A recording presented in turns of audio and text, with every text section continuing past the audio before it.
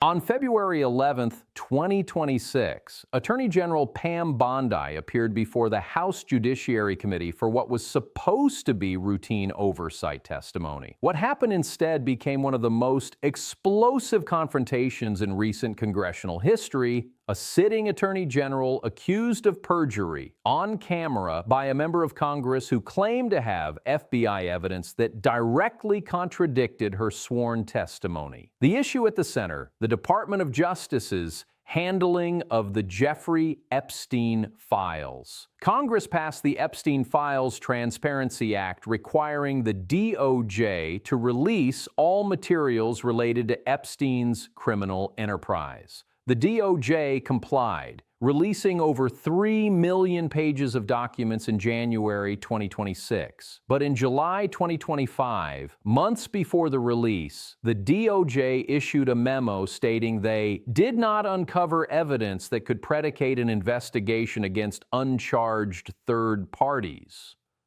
That memo effectively closed the door on prosecuting anyone other than Epstein himself, who died in 2019. Representative Ted Lieu from California used his questioning time to challenge that decision. Not with generalities, with photographs, with witness statements, with direct accusations. Watch how it unfolded. I do want to start with the big question.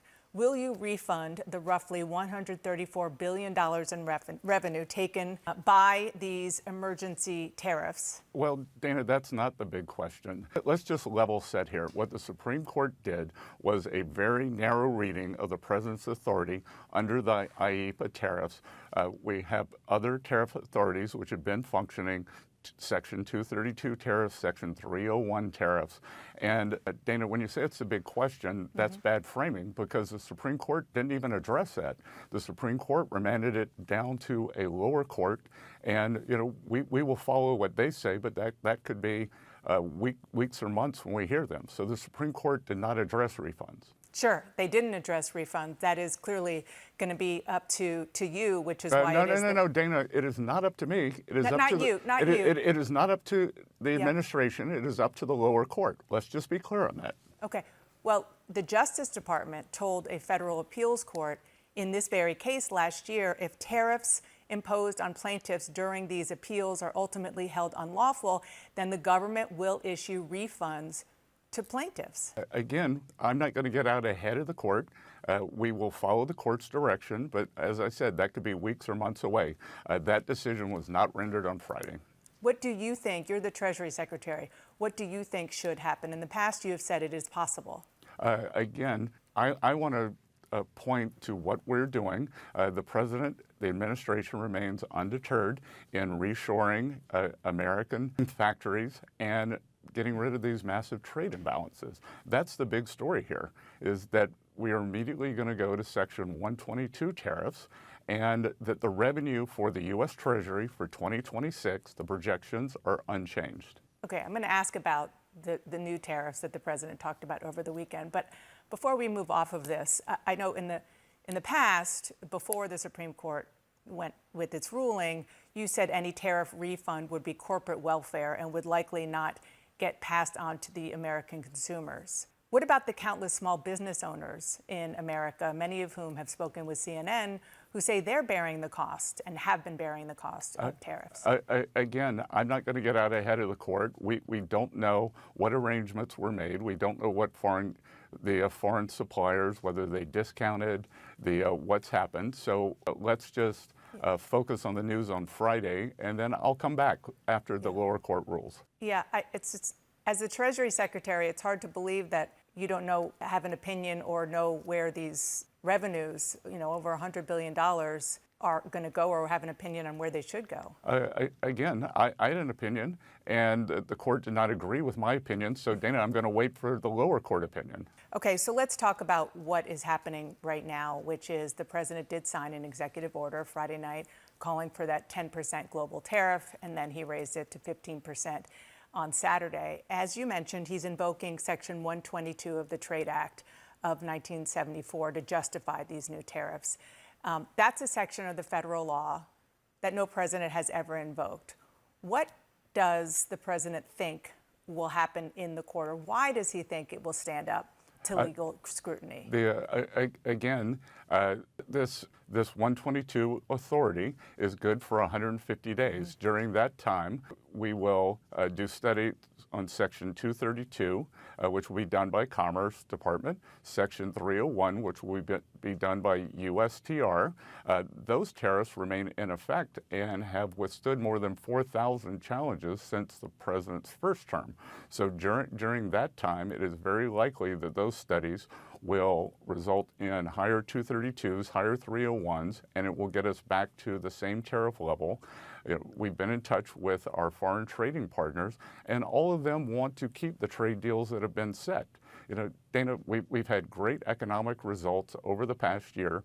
4.1% second quarter GDP, 4.3, 4.4 in the third quarter, and it would have been a very strong fourth quarter if the Democrats hadn't shut down the government to hurt the American people. On that note about the new tariffs that he put in place, you're right that it is 150 days, and then Congress has to make it permanent, or has to approve it, I should say. Lieu's opening is a legal trap built on the DOJ's own actions. He gets Bondi to confirm that the DOJ redacted a victim's face in photographs with Prince Andrew, establishing that the person is a confirmed sex trafficking victim, and that the DOJ acknowledged this by following victim protection law. Then he cites the Federal Victims Trafficking Protection Act, which makes it a crime to patronize a trafficking operation. Photographs showing a powerful individual at parties with Epstein and confirmed trafficking victims would typically be sufficient evidence to open an investigation. That's the word Lieu keeps using, predicate. To predicate an investigation means you have credible information suggesting a crime may have occurred. Not proof beyond a reasonable doubt, just reasonable suspicion. But the DOJ memo from July 2025 stated they did not uncover evidence that could predicate an investigation against uncharged third parties. Lieu is holding up photographs and asking, how is this not evidence? The DOJ confirmed the person is a trafficking victim. Prince Andrew is visible. Under the law, that combination would typically justify opening an investigation. Bondi's response is telling. She doesn't address the substance. She deflects to Merrick Garland, the previous Attorney General. Lieu cuts that off. Yes, previous attorneys general failed to act. But Bondi is in charge now. And instead, according to Lieu, she's protecting them. Then comes the shift to Trump. Lieu asks directly, were there underage girls at the parties Trump attended with Epstein? Bondi doesn't answer. Instead, she calls the question ridiculous and makes the statement that will become central. There is no evidence that Donald Trump has committed a crime. That's not, we investigated and found the evidence insufficient. That's a categorical claim. There is no evidence, none. Made under oath. The problem, the Epstein files released in January 2026 contain over 3 million pages. According to attorneys for survivors, they include photographs, witness statements, and evidence involving numerous individuals. When Bondi says there is no evidence, she's making a claim that can be tested. Lieu is about to present a specific document to argue it's false. Watch what happens next. How do you have the votes, or how do you see those votes coming to fruition, especially with a Congress that doesn't entirely support the tariffs, at least not enough with this narrow majority? Again, Dana, I think you missed what I just said, is that the 122, we'll see what Congress does, but the 122 is likely a 5-month bridge during which studies on Section 232 tariffs and Section 301s are done. And I think it's highly likely that those tariffs will rise up and that the 122s could disappear after 5 months. So, this is more of a bridge than a permanent facility. Okay. I just want to kind of take a step back on this and really look at what one of the justices who voted against the president's authority here, Neil Gorsuch, who of course the president nominated, he wrote in a concurring opinion, quote, "Americans fought the revolution in no small part because they believed that only their elected representatives, not the king, not even Parliament, possessed authority to tax them. The framers gave Congress alone access to the pockets of the people. So you're talking about different sections of the law, but what the Supreme Court said is that it is not the executive's function to do these tariffs. It needs to go through Congress, that is what the Constitution says. Again, Dana, that's not correct. What the Supreme Court said is that the president cannot use the IEPA, the Right. Emergency Economic Powers Act, to do this. The president does have other authorities, and as I said, the Section 232 tariffs and the Section 301 tariffs have withstood more than 4,000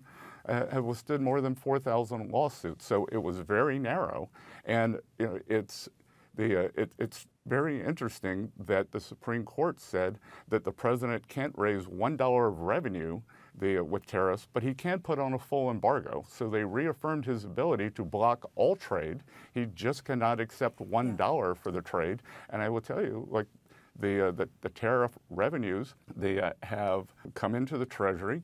But more importantly, the ultimate goal of tariffs is rebalancing trade and bringing our trade deficits into balance. We've seen the goods sector, the deficit with our trading partners drop by 17%. We've seen our bilateral deficit with China drop substantially. And we are seeing trillions of investment and factories coming back to the U.S. because of the tariffs. I take your point that the Supreme Court ruling was narrow on what's called IEPA, but these concurrent opinions were written it looked like, to send a message about the balance of power and the limits on executive authority when it comes to tariffs and taxing. Mr. Secretary, thank you so much for being here. I really appreciate it. Good to see you. This is the moment the confrontation becomes a direct accusation of perjury. Lieu states explicitly, "I believe you just lied under oath, and this is all on videotape." Then he presents the evidence he says contradicts Bondi's sworn testimony. According to Lieu's description, there is a witness statement in the FBI's files from someone who called the National Threat Operations Center. This witness claims to have driven Trump in a limousine, overheard conversations between Trump and Epstein, and met a girl who said she was raped by both men. That girl later died in what was ruled a suicide, but which officers at the scene reportedly questioned. If that witness statement exists, if it's in the DOJ's files, then Bondi's claim that there is no evidence is factually incorrect. The evidence doesn't have to be strong enough to convict. It just has to exist. Lieu's additional claim is that no one at the Department of Justice interviewed this witness. If true, that would suggest the DOJ didn't just determine the evidence was insufficient, they didn't even investigate it. Bondi's response to the perjury accusation is not to dispute that the witness statement exists. It's to say, don't you ever accuse me of a crime, and to attempt a defense that gets cut off when Lieu's time expires. When the DOJ released over 3 million pages on January 30th, 2026, attorneys for hundreds of survivors immediately reported serious problems. According to NBC News, attorneys representing survivors said names and identifying information of victims appeared unredacted in the files, including several women whose names had never been publicly associated with the case. Brad Edwards, an attorney for some victims, told reporters, "We are getting constant calls from victims because their names, despite them never coming forward, being completely unknown to the public, have all just been released for public consumption. It's literally thousands of mistakes." Attorney Jennifer Freeman accused the department of hiding the names of perpetrators while exposing survivors. UN human rights experts issued a statement calling the Epstein files disturbing and credible evidence of systematic and large-scale sexual abuse, trafficking, and exploitation of women and girls that could amount to crimes against humanity. They criticized the reluctance